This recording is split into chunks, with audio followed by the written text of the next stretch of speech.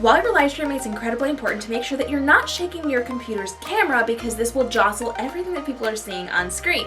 So when you're clicking buttons, when you're moving things around, when you're adding guests or you're screen sharing, you have to be careful that you're not moving that computer. And just by using the keyboard and the trackpad on your laptop, you will move your footage, and that's going to interfere with people's experience. So you want to make sure that you're using something completely unconnected to that computer so that it doesn't bump it.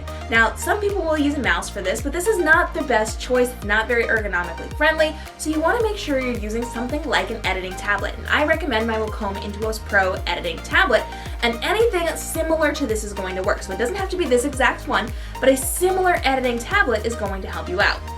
So let's actually take a look at what this is.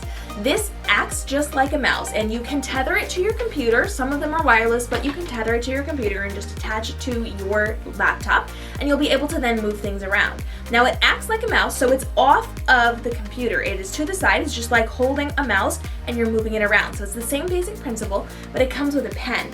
And this pen works on the trackpad of the editing tablet, and it's just going to move the mouse on the screen.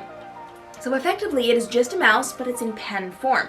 And this is pressure sensitive, so if you are doing something like editing graphics or you're designing things, if you're a Photoshopper, this is actually what you need because it's pressure sensitive. It works very, very precisely, and it allows you to not damage your wrists, your hands, your fingers while you're working. So this just acts like a mouse connected to your computer, and you can move things around. Now it does take a hot second for you to get used to it. It's something that is a little uncomfortable for a minute, but you do have to practice to use it. So just like with anything else, you are going to be writing, you're going to be moving your mouse around, you're going to be clicking on things, and you're going to be looking at your computer instead. So you do have to be aware that like any mouse, you're going to be motioning it and moving it over here while looking over here. It takes a second for that connect to happen, but as soon as you get it, you will never be able to use a mouse again or a trackpad again because it's just so far into the Stone Age and you are so in the present with this that you're not going to be able to go back to that. So this is a great option for you to be able to then use, and because it has that long cord tethered to it, you can prop your computer up so that it is at the appropriate level, and you have the ability to then move it. You can move it where people can't see it, so it can be directly in front of you, it can be off to the side, it can be wherever it needs to be for you to be able to function. So let's say you've got your computer up on a bar cart and you are moved further back from it. You can actually put it right in your lap and people won't be able to see it because they're only seeing from the shoulders up, and you'll be able to work that mouse. Or you can put it on a table off to the side, you can put it on your desk, you can do all sorts of things with this.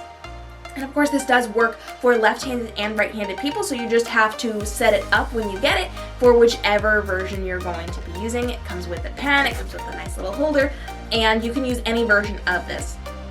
So like I said, I have a Wacom Intuos Pro small editing tablet. This is the small size, and this is actually old. I've had this for the better part of a decade now, and they have an updated version with more buttons and a better, more sensitive pen. Like there's a lot that you can do with this, but this is tried and true for me. This has held me over for the better part of a decade, and I've never had to replace it. This is one that I've had my entire career as a photographer, as a designer, and as an educator.